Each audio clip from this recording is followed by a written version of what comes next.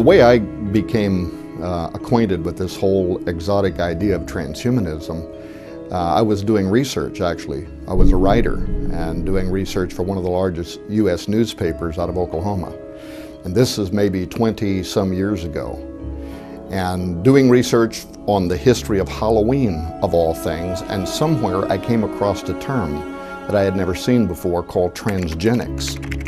Now, I didn't know what transgenics was, but I could kind of put two and two together. Trans, genes, that somehow we're talking here about genetic engineering, the altering of genes. And I became fascinated with this idea because back then the science was brand new. It was not, biotechnology, nanotechnology. These were not even terms that existed.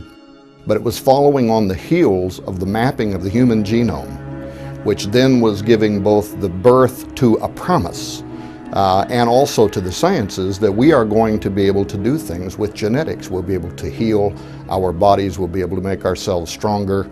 There was a great deal of promise that was emerging quickly, and the science to back it up, at least in theory. And so I started doing research into transgenics, and at the time it wasn't very easy to get information. The internet was brand new. Certainly the science wasn't old enough for there to be much, that had been published in peer-reviewed journals. And I wanted to know what is the good and what is the bad, and what is transgenics.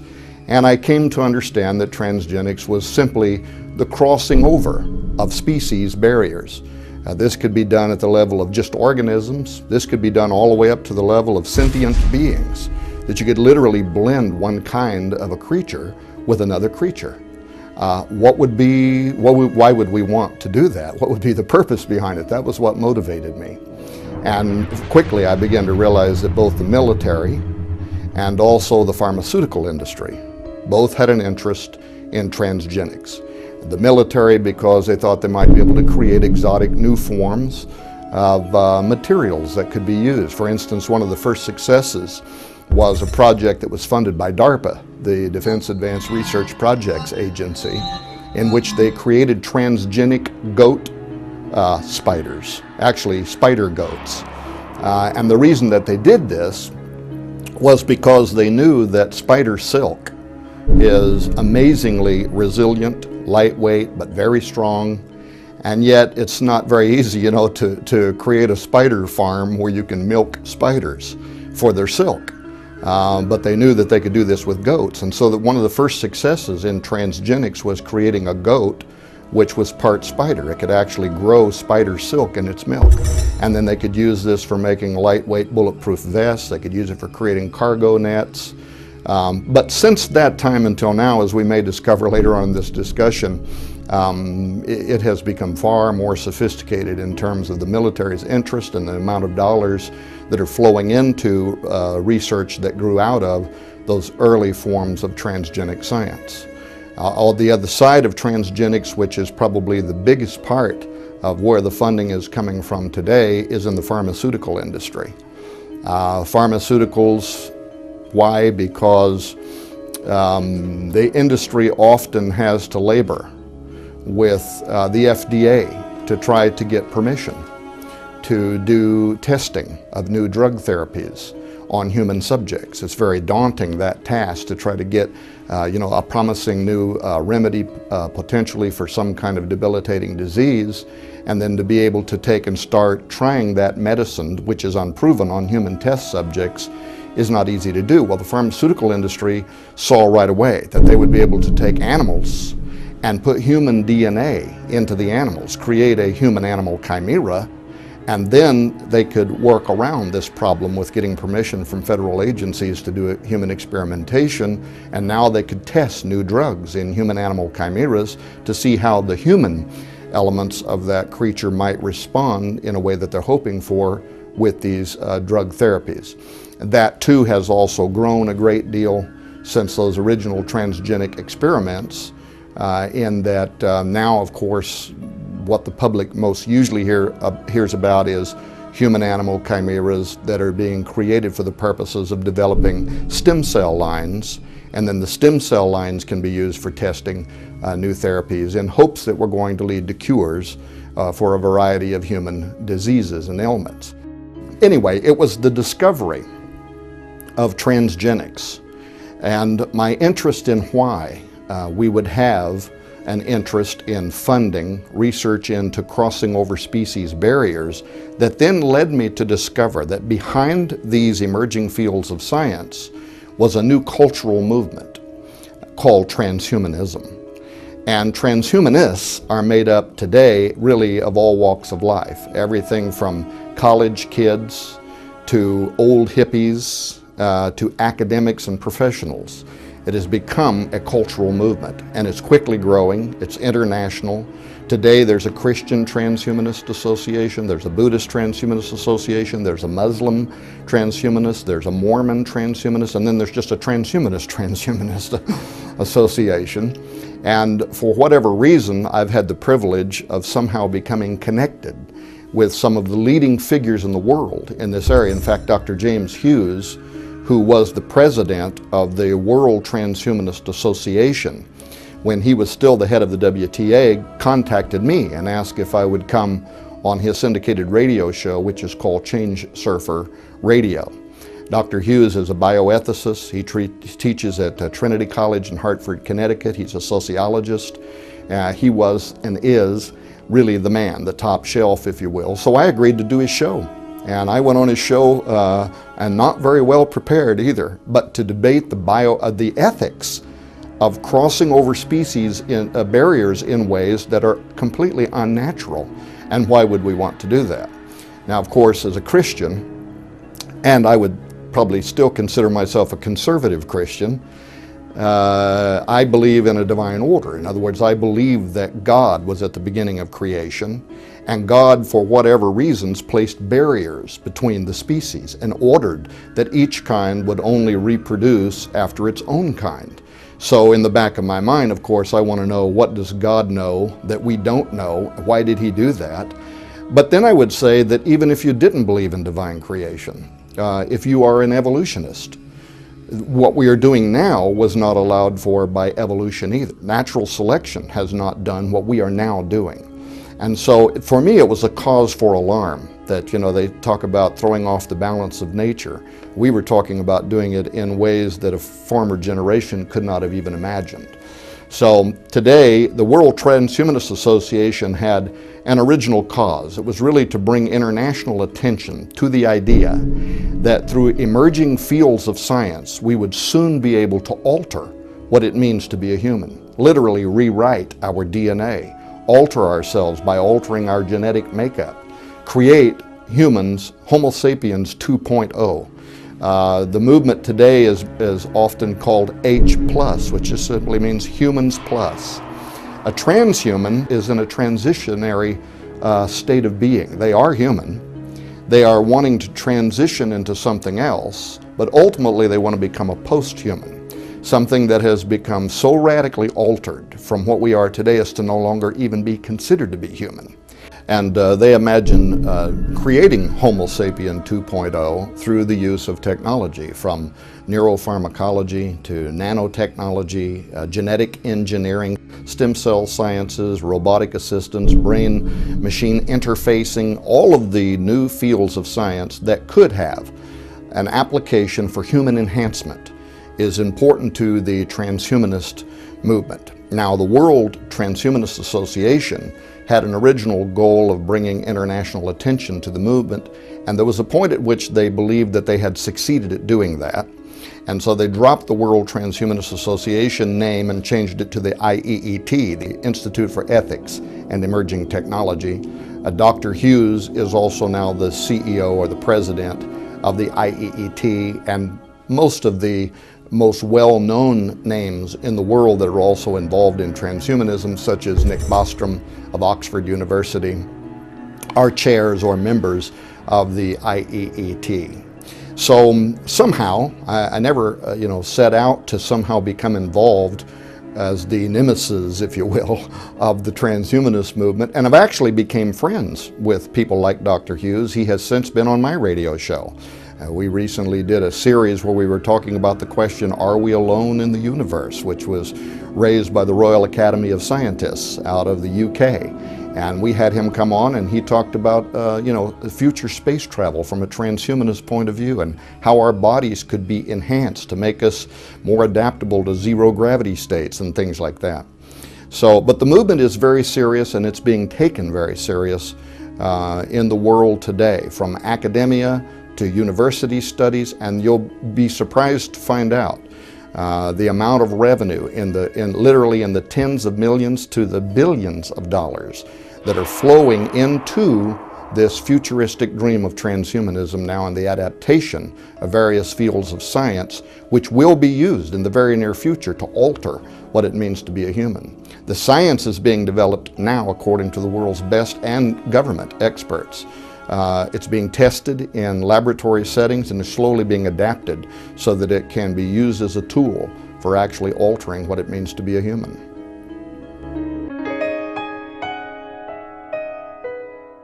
With regards to who would be funding, who has an interest, that's where it begins to become really surprising, and it actually is not too difficult to verify even from secular but reputable news sources. For instance, if you were to go to Google today and type in transhumanism, you would find something like 250,000 web pages now around the world that are dedicated to both the study, philosophy, but this new worldview called transhumanism. However, if you were to type in genetic engineering laboratories, you'd find more than 24 million websites in the world now dedicated to the subject of genetic engineering, which is, of course, one of the sciences that the transhumanists aspire to believe that this is going to be used to alter what it means to be a human. Now, on the ground, what does it mean? Here in the United States of America, you may remember where a few years ago, 2006, I believe, George W. Bush, in a State of the Union address, called for legislation to be enacted that would prohibit the creation of human-animal chimeras. And he wasn't just talking about embryos for experimentation, because he also talked about prohibiting the creation of exotic human life forms that could be patented. Why would the President of the United States, in a speech of record, be calling for legislation that would prohibit this technology? It's because it's emerging very quickly. And we know now that there are those rogue scientist wannabes, the Dr. Moreaus, who are already raising these to full maturity. And we can come to some of those admissions in this interview as well. For example, one of the first things that President Obama did at the executive level, as soon as he became president, he overturned restrictions that had been put in place by President Bush, which would have prohibited federal dollars, American taxpayer money, flowing in to pay for experiments to be done on human-animal chimeras and other forms of science such as stem cell sciences, which is also important to the transhumanist movement. But what most of the public doesn't realize, when we're talking about stem cell sciences, we're almost always talking about the creation of a human-animal chimera from which those stem cells are being derived. But now tax dollars in the United States from the federal level are flowing into thousands of laboratories. In the state that I live in Missouri, for instance, there is a farm that is raising transgenic pigs that are part human. They're using these pigs to actually grow organs in a test in the hopes that these humanized organs in the pigs can then be transplanted into people who are on donor waiting lists. Now, you know, years ago they called this xenotransplantation, and they had hoped to just implant entire pig organs inside humans, but the human bodies in the tests kept wanting to reject these pig organs. Now though, with human DNA actually growing inside of a pig, we may be able to create an organ that can solve this problem of organ donation. But that kind of funding from the federal level now is flowing into states in a way that had been prohibited under the Bush administration. But it goes deeper. In 2006, a fantastic thing happened. The Department of Health, which is the largest department in the United States of America which funds research into health issues, provided $773,000 to Case Law School in Cleveland, Ohio, for one reason: to develop over a 24-month period the guidelines that will be used, according to their own press release at Case Law School, used for creating policy for human enhancement regarding the next step in human evolution. Max Melhelm, who is the law professor and a bioethicist at Case Law School, was given the responsibility of leading the team of 24 to 36 months field study, if you will, using actual test subjects. Human subjects, according to the original press release, would be used for devising how policy, government policy, can be extended to human non-humans. Well, because this started in 2006, and we knew that the target ending date for this study, which was being done not just by Max Melhelm, but law professors, bioethicists, genetic engineers, people who work in the fields of genetic alteration, that within 24 months to 36 months this field study would be done. 2009 was the target date for the report to be issued. So I waited with bated breath. In what way did Case Law School actually use human test subjects to provide what the government wants, guidelines to be used for human enhancement, to set the policy for how, for instance, will the Constitution, how will the Bill of Rights be extended to a human non-human? How much of a living entity has to be human before it can be protected under our laws? Must it be 90% human and 10% something else, 50% human? So I wanted to know. Well, the end of the test came and no public statements have been forthcoming. But what I noticed was that Professor Melhelm now, immediately at the end of the study, started traveling the United States giving lectures at universities. And he's giving two different lectures, and this is the title of his lectures. One is called Directed Evolution, Public Policy and Human Enhancement. And the second lecture he's given now is Transhumanism and the Future of Democracy. And you can go to the Arizona State University, and that second lecture is actually available as a podcast. You can download the lecture unless they remove it from the time this film is made until the time somebody might go there to download it, but you can actually go and download it. So here you not only have the President of the United States loosing federal funds to go into research on human-animal chimeras, stem cell lines, various kinds of laboratory experiments on humans that could then be applied later on down the road through a transhumanist philosophy, the use of those technologies, but it's actually being funded through the U.S. Department of Health to actually set the policy and guidelines for how the law will be applied to human non-humans. It even goes deeper. The Defense Advanced Research Projects Agency, DARPA, has for over the last decade been funding to the tune literally of billions of dollars research into what they call the extended performance warfighter. They have since removed the document, the original document on the extended performance warfighter program from DARPA's own website, but a person can Google and find the same articles that were originally published being cached across the internet. The interesting parts about the extended performance warfighter is that it even includes literally altering the DNA of soldiers. The public may more commonly hear this referred to as super soldier technology. But it got interesting this year. The 2011 budget for DARPA, which can be downloaded at Wired magazine if a person wants to go and read the DARPA budget, allows millions of dollars for what they are calling biodesign. Biodesign is actually outlined in the budget. The purpose of it has to do with immortalism. The purpose of it is to literally discover how cellular destruction occurs and why in regeneration of cellular decay, we as humans don't wind up at 100% again and we begin to age. And DARPA has an interest in figuring out how to get around the decaying process of cellular life. And they use the term creating an immortal organism. But it's more than just an organism. They consider it to be potentially a lethal force that can be used in military application. Wired magazine actually referred to it as a living, breathing creature. And DARPA admits that the force of this living creature, this immortal organism, could be so potent that it ought to also have what they called a kill switch introduced into its organism so that in case it gets out of hand, we could throw the switch and stop it, or if it became available to our enemies, we could throw the switch and stop it. So that in the United States, we know that from the federal level, under Obama, revenue is flowing into this research. We know that from the U.S. Department of Health, revenue is flowing into this research. From the Defense Advanced Research Projects Agency.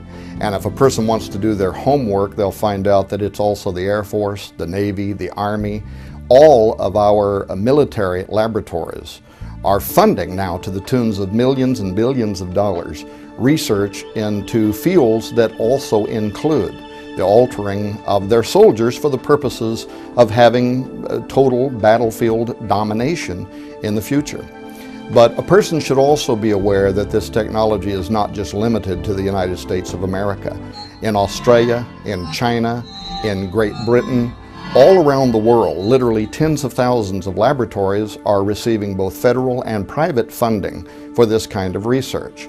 In the United States, even when Bush had called for restrictions on federal funding, it didn't stop the research here. It simply was being done through private grants and private dollars. There were no laws that were stopping people from doing human-animal research here. But now it starts to get really interesting in that even the scientific community is making admissions, which of course I was suspicious of anyway for some time. There was a Reuters article about 6 months ago called "Scientists Want Debate on Animals with Human Genes." And it turns out that the scientists that were being interviewed were the same scientists that 24 months ago were involved in what was called the human embryology discussions out of Great Britain. Laboratories wanted to receive federal funding, public money, to finance their investigations and experiments, which included altering humans and altering animals, at least at the embryonic stage. And there was such public outcry in Britain about it that the government decided to have a public forum, and they allowed different people, ethicists, bioethicists, even religious scholars, to weigh in on the question of whether or not it would be ethical to begin altering humans at, of course, in the beginning, the embryonic level, but later on perhaps to full maturity.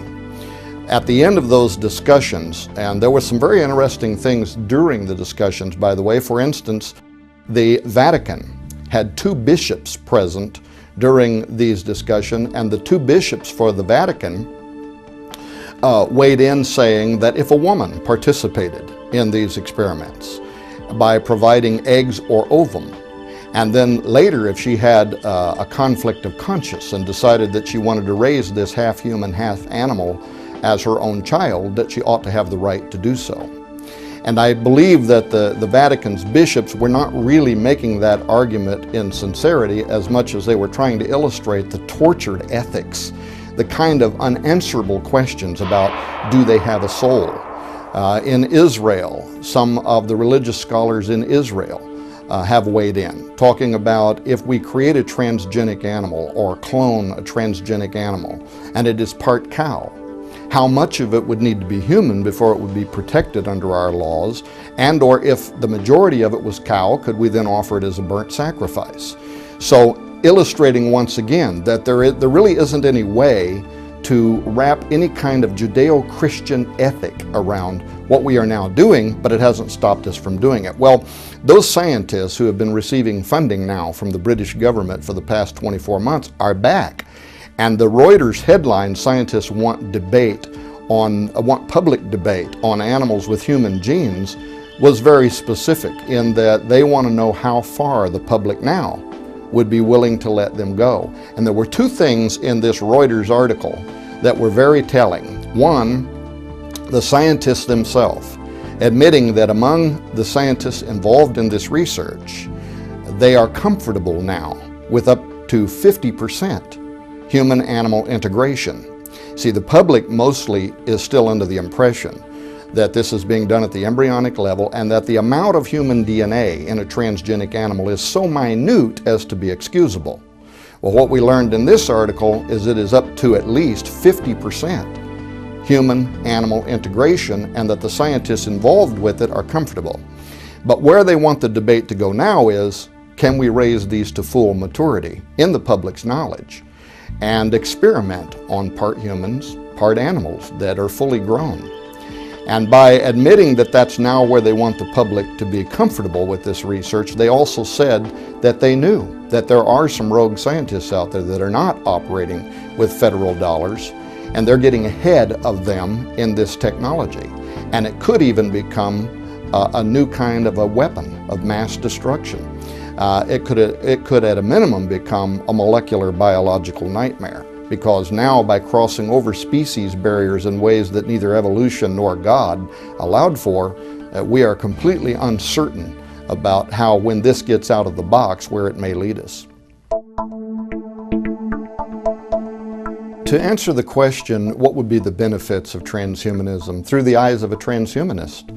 I can tell you, because some of them are my friends and I have had the opportunity to debate with them. And when I say friends, I don't mean that I share their worldview whatsoever, but we have, cordial conversations. It's diplomatic. And I believe in the sincerity, for instance, of men like Dr. James Hughes. Dr. Hughes would never advocate for anything, I think, that he believed would be detrimental to the future of society. So much of their ideas are altruistic in the sense that they're selfless and they're perceived to be for the good of society as a whole. For instance, longevity. One of the key objectives of transhumanism is to extend our lifespans. People who are either transhumanists or who are friendly to the transhuman vision, such as Aubrey de Grey, who is a member of the Methuselah Foundation, the whole commitment of which is to, either through diet or even more advanced applications such as genetic engineering, learn how to do things that will bring about the end of human suffering and disease, and therefore lead to longer lifespans. Learn how, through genetic engineering, for instance, to perhaps turn off what is happening when tumorous cancers are growing in our bodies. So that not only do they intend to enjoy the benefits of longer life in the future as transhumans, Aubrey de Grey is saying now that if you're 50 years of age when you're watching this video, there's a very good chance you could live to be as much as 1,000 years old with how quickly this science and technology is advancing. But the transhumans don't just want to extend life, because, as you know, some people watching this might say, you know what, why would I even want to live to be 1,000 years old? I'm kind of ready to get out of here now, you know, with the way that the world is going. So the transhumanists also consider that, and it's not just a longer life, but it's a happier life. It's a healthier life where we're stronger and we've been enhanced cognitively. Through neurosciences now, we're learning things about the brain. We're learning the portion of the brain that leads to depression also leads to euphoria. And if we could learn how to control those portions of the brain, we may develop natural treatments for persons so that they could be happier, so that they could escape from depression. So that would be one of their ideas. Of course, enhancing our bodies so that we're stronger. The elimination of pain. You know, right now I go out and dig a hole, and within 1 hour, man, I'm ready for some cold tea and a place to throw up my feet. But these future enhanced bodies would be able to perform at levels that, perhaps only 25-year-old weightlifters right now do it, and we would be talking about people who may be 150 years of age that can run for miles. Also, cognitive enhancement, so that we not only eradicate diseases such as Alzheimer's, but we actually are able to modify the brain in ways where it is enhanced to be able to think at teraflops faster than we can now, and also to be able to even interface with computer systems of the future, sort of like the Matrix, you know. Plug in, download, and all of a sudden I know Kung Fu. So, and these are perceived to be true benefits to humanity. We have better lives and we're better off as a result. Now, they also have some very exotic ideas about future humans and why they would be happy in particular ways. For instance, among transhumans is a segment that's called post-genderism. Post-genderism actually has grown out of the feminist side of the transhumanist movement. And as you know, feminists have been at war with their gender identities and the roles that society places on them for some time. Some among the feminist movement also believe that it's a little bit unfair that, they get pregnant and they're the ones that have to carry the baby and lose the shape of their body and then travail and give birth, where the man can enjoy the benefits of sex, but he doesn't have to go through this whole 9-month gestation period. So in transhumanism, there are some very exotic ideas such as post-genderism, the idea that we will be able to develop androgynous beings, morphological beings, who will take the best of what it means to be a man and the best of what it means to be a woman and actually have a new form of life that is both man and woman, who can enjoy the benefits of things such as sex, which I mentioned a moment ago, but without the burden of having to become pregnant, having to carry a child for 9 months. And so if you look into some of their ideas, where do babies come from? Don't these future humans want to have genetic offspring? And they've developed ideas around how all this could be done within their science. You take genetic samples, and this isn't altogether cloning, but you take genetic samples from the contributors, man, woman A, and man-woman B, or future marriages may be made up of multiple numbers. Maybe there's 18 or 20 that have entered into what we would then think of as a marriage contract. And those ones that want genetic offspring can all provide samples of their genetics. And then this is taken to a specialized pregnancy center or birthing center of the future. And through some form of super in vitro fertilization, those genetic samples are placed inside of an egg which has had its nucleus removed, which is also probably donated from one of these men-women. It is treated with chemicals or with electricity like we do with cloning now. And it jumpstarts spindle formation, cells begin to divide, and a new man-woman made up of multiple partners begins to grow and becomes an embryo. And if that sounds incredible to you, in Britain just this week, the first baby from 3 parents was born. The science has already been perfected. We're already doing it. It's not as if this is as futuristic as it may sound. We're at the beginning of the gate now, but we've come through the door. The gate is open, and we're walking through it, and we're moving that direction. And they're imagining how this science could be used in ways that, in their mind, is beneficial to humanity. We no longer have the burden of gender roles. Now, what do psychologists, say about a baby? How a baby is bonded to its mother while it's growing up inside of its mother's womb is almost mystical. It's metaphysical. We don't understand it. A baby is born and even already knows the tone of its mother's voice. Well, transhumanists have an answer for that too. Post-genderists believe that they also take genetic samples from whichever of the men women want to play the role of the traditional mother, and they grow a synthetic womb inside the birthing center, and it is hooked to an androidal system that also has the sound of the mother's voice recorded in it. And this androidal system can stand up, sit down, move around, make natural movements that feels very natural to the embryo that is growing up inside of it, so that by the time 9 months later, and even that is a question, because these future humans may not take 9 months to gestate, but if they do, you go to the birthing center and the switch is thrown, the little baby is born, it's grown up inside its mother's womb because it was taken from her genetics and recreated in a laboratory. It has grown up listening to the sound of her voice and her heartbeat, all of which are a part of this future system. Did you know that some of the early discussions actually were around creating clones who would then be anesthetized, not even aware that they're alive, and their wombs would be used for gestating these children, and then afterward the clone, if not legally defined as a human, could be discarded. It would simply be a system for saving man, woman A from the burden of having to carry a child. But many of even within the transhumanist, philosophical community, simply couldn't tolerate that idea, and so they advanced it to growing a synthetic womb which could then be used for the gestation period. One of the other benefits that transhumanists imagine actually borderlines on the supernatural.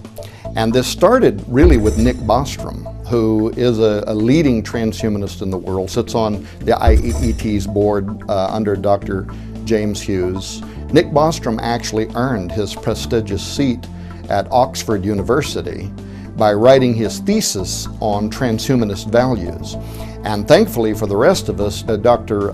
Bostrom has been kind enough to post his theses and other works that he has done. So anybody who would want to follow up on this could go to nickbostrom.com, pull down the website on the left side and click on Transhumanist Values and go and read his original theses, which he wrote to earn his PhD and his seat at Oxford University. It's interesting because Bostrom doesn't claim any kind of religious ideology, but he has diagrams in there that he uses when he gives his lectures at universities and also at the Transvision conferences, which are taking place every year now for about the past decade at leading law schools and universities around the world, in which the arguments are being detailed now, worked out among law scholars on how the laws and policy of our government will be extended to protect transhumans of the future and future democracy. But if you click on it and you look at some of the charts that he has created, for instance, he has one that's kind of a large rectangle. And in this rectangle, he describes this rectangle as representing all possible modes of perception, modalities, sensory modalities. Down in the corner, he draws a small circle, and he says this circle represents humans. The limits of our perception, modes of perception or sensory modalities, our eyesight, hearing, taste, feeling, and how far it extends into all possible modes of perception. Then around that, he draws a larger circle, and he says this is the animal kingdom. The animal kingdom not only has our level of perception, but other levels of perception. For instance, they can hear at higher decibels than we can. Dogs at 40,000 hertz, dolphins at something like 80,000 hertz. Some animals like bats can navigate using sonar.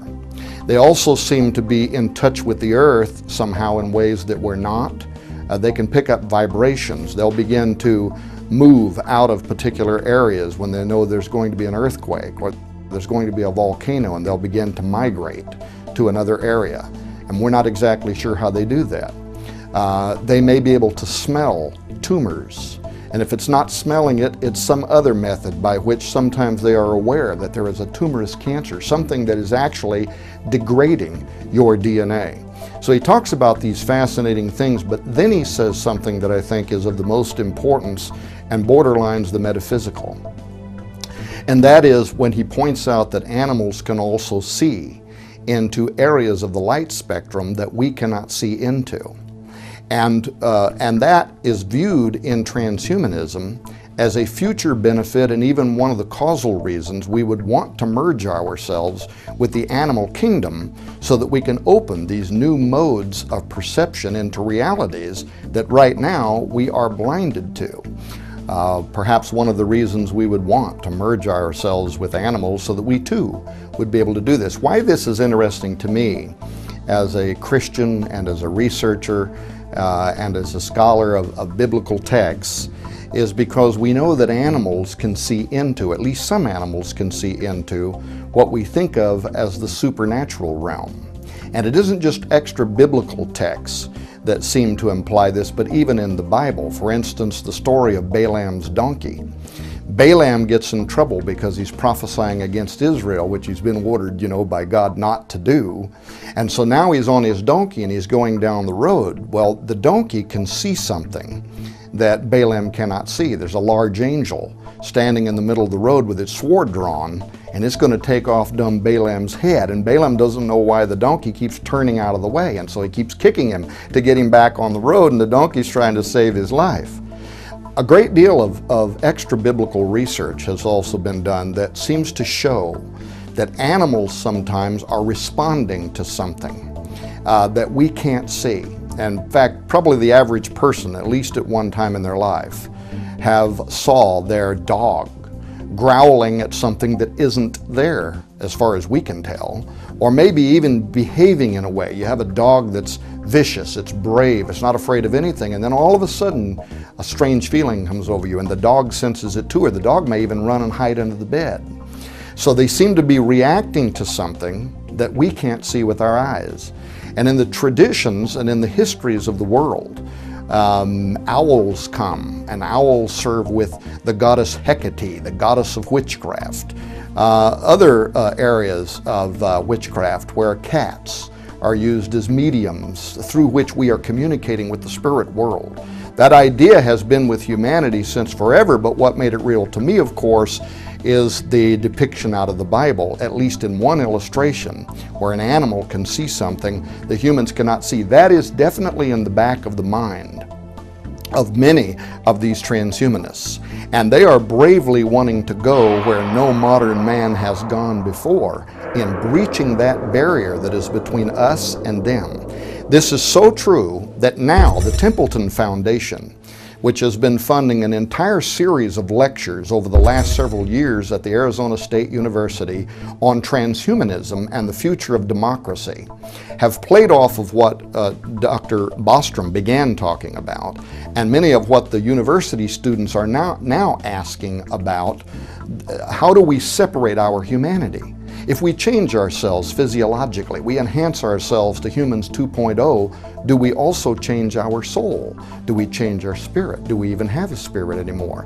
And as these questions are being entertained, Arizona State University began a brand new project. You can go to ASU's website and you can click on it. It's called the Sophia Project, the goddess of wisdom. The Sophia Project, some believe even to be that feminine aspect of God, right? And it describes exactly what the Sophia Project is about. It is to verify and or to make contact with, and then they describe it, the ghosts of dead humans, aliens, angels, demons, a universal conscious, God.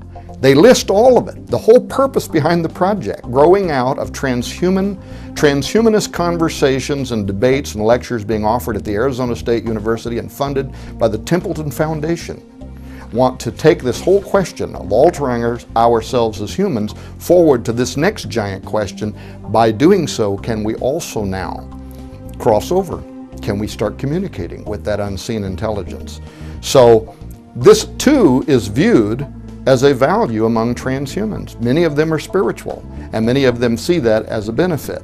While some of these exotic ideas in transhumanism, of course, where it may be being viewed by them as a benefit, may cause a lot of red flags to go up among other people who also are interested in things supernatural. There are some of the critics, of course, of transhumanism who believe that their worldview is a bit too positive, that they view this as being a utopian plan that's going to take us into the future. We're all going to live in a happy universe and have enhanced lives. But there are those who are also qualified to make criticisms based on the science itself and what it may portend to do. For instance, Dr. Leon Kass was the chairman of the President's Council on Bioethics during the Bush administration. And here is a man who had the full review of the science, the best reports on the science, testimony from experts who were working in these fields of science and what they believed could actually develop out of transforming mankind. And after Dr. Kass had served on that seat with the government, he resigned, he wrote a book, and in the introduction to his book, Life, Liberty, and the Defense of Dignity, he wrote how that in laboratories around the world, scientists are now honing their skills, polishing their skills, looking forward to a post-human future, and that humanity is on the operating table, literally, scheduled for wholesale psychic and physiological redesign, while on the streets, the evangelists, he refers to them as, not transhumans, the evangelists are quietly selling their message, and that we are in a war for the mind of a generation. And Dr. Kass believes we're probably going to lose this war, but he says that anybody who cares about their humanity, the time is now for standing up and understanding where science is taking us and what it may portend for the future. He's not the only one. Professor Francis Fukuyama reviewed emerging fields of science and then the philosophy of transhumanism. And he wrote a white paper on it in which he considered the combination of those two to probably be the most dangerous science and technological and philosophical concepts in the history of mankind, which he believes could very quickly lead to an extinction level event. The Birkbeck Law School in Britain is one of the most famous law schools on earth for teaching CSI students, crime scene investigators.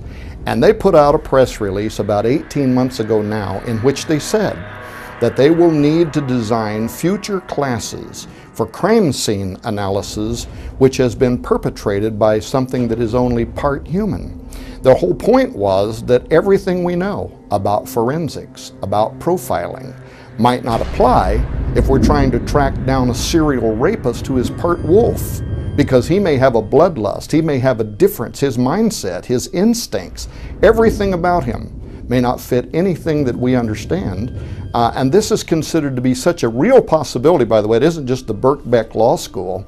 This last year in California, a House Foreign Affairs Committee hearing in the state of California that was chaired by Democrat Brad Sherman, who's actually best known for his expertise in the spread of nuclear arms among terrorists, chaired this meeting. A writer for Congressional Quarterly, Mark Stenzel, attended the meeting and came out of it flabbergasted, because what the meeting was all about is future terrorism conducted by transhumans. And he said that the entire hearing, a congressional hearing, he said sounded more like a pitch for a sci-fi movie than it did a sober discussion of scientific reality, because he said they were talking about superhumans, super intelligence, artificial intelligence, and super animals that could soon be on the battlefield or even in our neighborhoods for domestic reasons, a lethal force for which we are not prepared. The government is so concerned about where transhumanism may take us in this regard that they consider this now to be the fledgling start of a new arms race. In the way that in the past between the Soviet Union and the United States we were in an arms race over nuclear arms, transhumanism is the near future arms race, and it is considered to be of such importance that the top scientific mind at the Pentagon, the Jasons, J-A-S-O-N, that's the name of the top scientific minds at the Pentagon, put out a press release recently called Jasons Fear Brain-Modified Foes, in which they were talking about this technology in the hands of our enemies. And what they were saying was, we have to get at the forefront of this technology. See, this is how we're going to be forced into this. It's not a matter of whether we should or whether it's ethical. We have to do it, because if we don't, our enemies will, and then they're going to subjugate us to their will. And therefore, because of that, that's why DARPA and other branches of the U.S. military, and of course, SAPOC budgets, black budgets, things we don't know anything about. There are literally billions of dollars flowing now beyond congressional review into the development of super soldier technology and other forms of exotic technology as a result of even what the Jasons are talking about. So there is this other side of this transhuman utopianism that is very concerning to a lot of great minds. And I can tell you that even on the ground now, already, the parts that are already being played out are raising alarm bells. For instance, the related science of genetically modified foods. We are already finding out that by unnaturally crossing over species barriers and creating potatoes that have moth genes in them and other variations of foods, that these foods do things. They have unintended consequences. Tests that are being done now in Britain where they're raising fields of genetically modified crops, and downwind the populations are developing respiratory diseases that are unusual, that are starting to skyrocket. There have been suppressed scientific studies. Arpad Pusztai is one famous case. His studies were supported by another independent scientist by the name of Irina Ermakova, who was able to repeat what he did. What did he find? He took rats and he forced these rats to eat genetically modified foods.